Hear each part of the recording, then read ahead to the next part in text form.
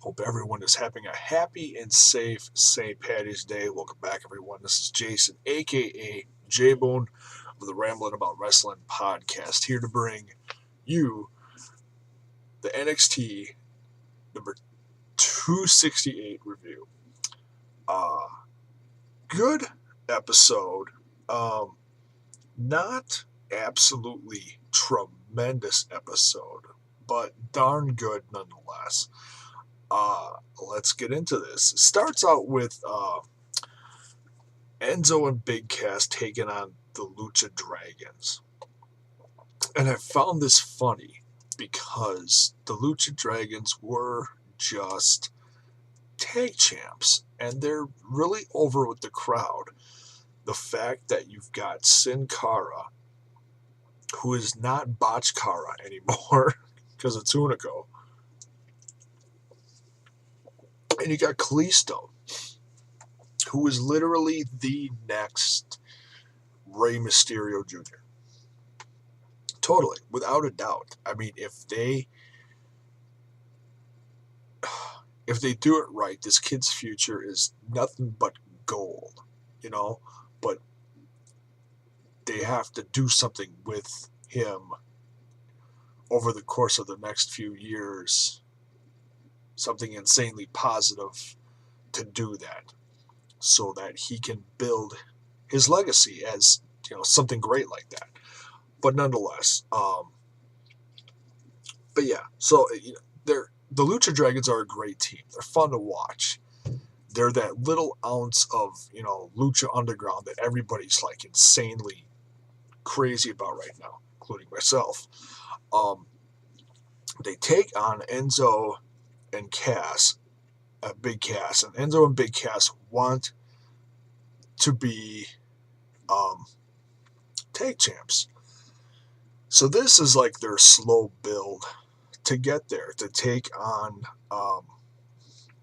the tag team champions someday, and they've got to go through the Lucha Dragons to do it.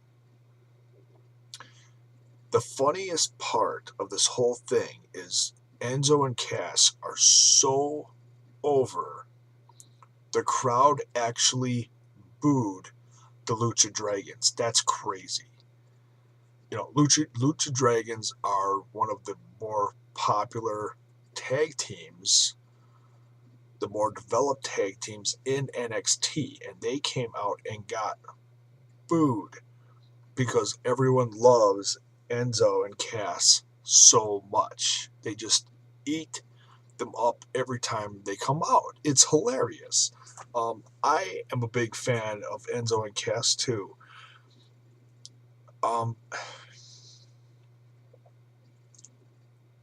The funny thing about them is, and this is not me hating on them. This is like constructive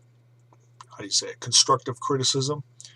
Enzo and Cass are not the best wrestlers on the NXT roster. But they are so charismatic. The second they come out, they just control the crowd, The crowd knows what they're going to say. The crowd knows what they're going to do.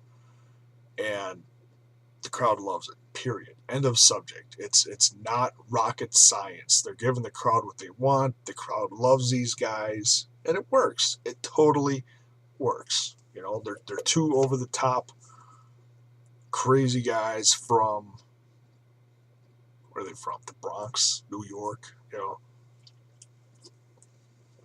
So Enzo and Cass go over here, and they're going to be in line for NXT Tag Championship soon, which will be great because Blake and Murphy are good, but man, you put the belts on Enzo and Cass, and they could be champs for a long time.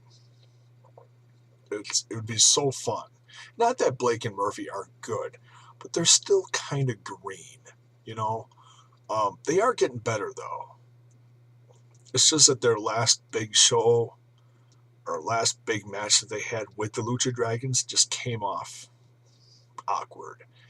And I don't think that was either team's fault, like more than the other.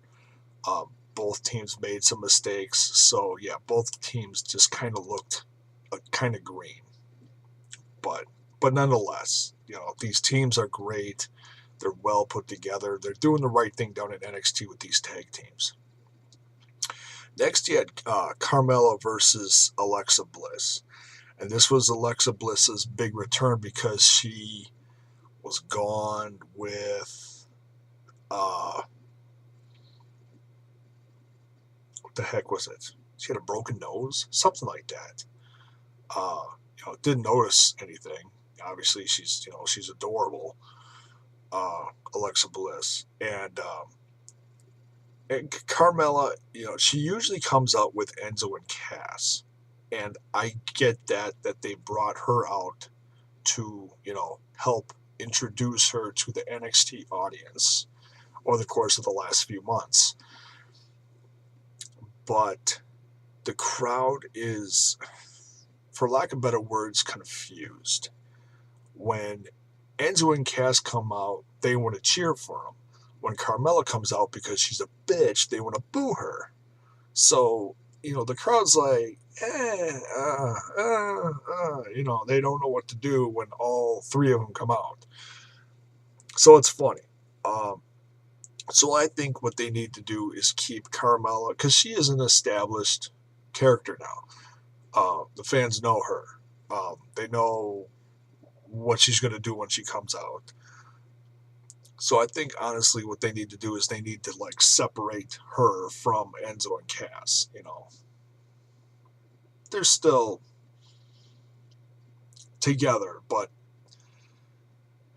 to establish her as a heel, they need to keep her away from Enzo and Cass. Otherwise, the crowd's going to be like, confused. Fans hate to be confused, especially wrestling fans. It's so funny.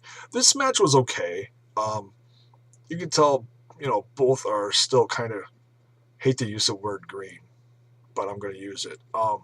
The match was a little, I wrote in my notes here, the match was messy but fun, because Alexa Bliss is fun to watch because she's so cute and so, sparkles everywhere, Sparkle Mania,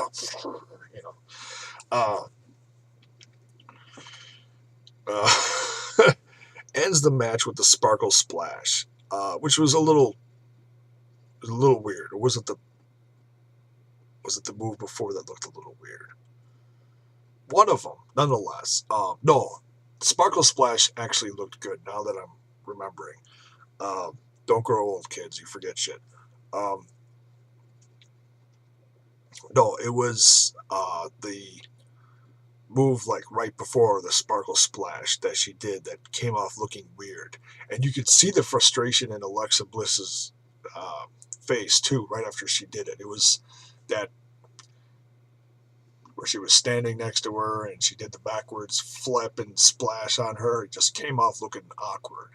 Like it was supposed to be reversed, but it wasn't. I don't know. But nonetheless, it was an okay match. Alexa Bliss came off with a win. She had a nice comeback. The fans still, love her nonetheless. Next, we're, getting into this rivalry between Owens and Kevin Owens and Alex Riley. And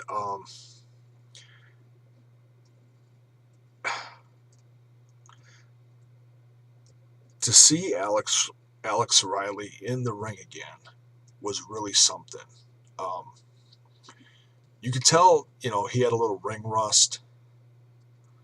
Obviously he's been ready for this for a long time, and it came off a little awkward on the episode, I'm not going to lie, but it wasn't awkward like, oh, it sucked. It just,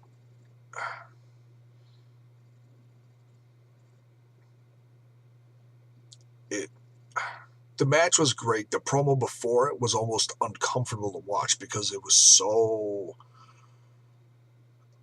obviously they're only going to let him do so much as far as how he honestly feels, but it came off as feeling very real. His frustration that he's been held down for so long and made to do this and not letting him, get back in the ring and do what he wants to do. But that promo he cut before his match was, I wrote down, wow. That's all I could say. It's wow. It's like brutally honest from Alex Riley. And we had the match between Alex Riley and CJ Parker, and it was good.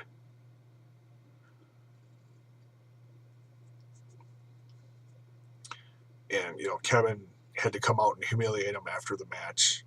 Alex Riley won. It was great to hear everything from his entrance to the finish. It was great to see him again.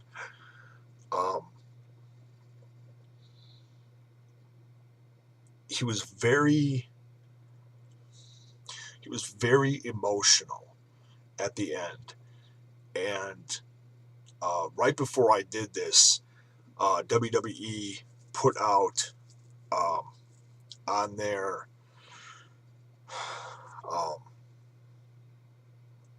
Facebook page a video from the NXT Facebook page, showed a video, and it's probably on their YouTube channel. I just got to look. It was a post interview with Alex Riley after his match with CJ Parker, and he's you can tell he's got a lump in his throat the entire interview, and he's holding back the tears, and he's trying not to be emotional, but he can't help it. This comeback for him has been a long time coming, and now he's going to be facing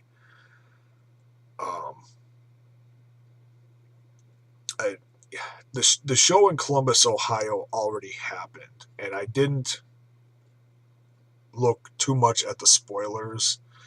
It was a house show, but it was one of the first shows where NXT is on the road, and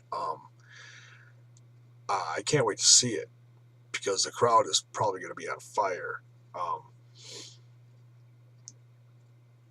But yeah, we're going to have the match between Kevin Owens and Alex Riley. And you can kind of guess what's going to happen. But nonetheless, it's going to be great to see. I'm glad they're doing something with Alex Riley in the ring again. How long is this going to last? I don't know. Is this his last hurrah? I have no idea how long he's under contract for or whatever. But nonetheless, it's great to see Alex Riley in the ring again. And last but not least, Hideo Itami versus Tyler Breeze. And Tyler Breeze came off with the win in this one. He got his revenge. He won with the beauty shot. And good match. Good match. These two guys really, work well together in the ring. Tyler Breeze is really starting to earn my respect as, in everything. I know a lot of guys